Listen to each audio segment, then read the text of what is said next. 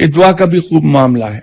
ایک تو دعا اللہ کے حضور اس لیے انسان مانگے کہ وہ یہ سمجھے کہ میرا رب سب سے بڑا ہے، وہ میرا پالنے والا ہے، میرا آقا ہے، میری تمام ضروریات اور میری ویلفیئر اس کی ذمہ ہے، میں اس سے عرض کروں میرا مسئلہ حل ہو جائے گا.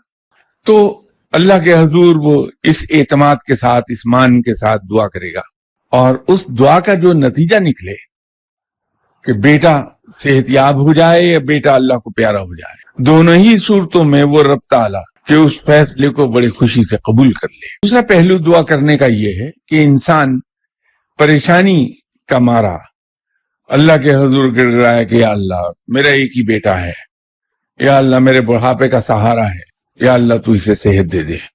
اس میں پریشانی ہے اور غرض ہے، تو اس میں سے وہ مان نکل گیا.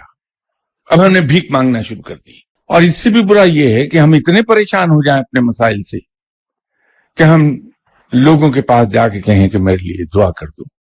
وہ قطعی طور پر کسی بھی اہل علم کے لیے پسندیدہ بات نہیں ہے کہ پریشانی کا مارا گیا بند. یہ شو کرتا ہے کہ انسان کا اپنے رب پر بھروسہ نہیں ہے. یہی بھروسہ رب تعالیٰ پر پیدا کرتا ہے اہل علم انسان کے اندر. وہ ایک لمحے کو نہیں سوچتا کہ میرا رب مجھے تنہا چھوڑ دے گا، یا میرا رب میری بات نہیں سنے گا، میرا رب میری بات نہیں مانے گا. یہ اسی وقت انسان دوسروں کے پاس دعائیں کرانے جاتا ہے جب دل میں شک پیدا ہو جائے رب کے بارے میں.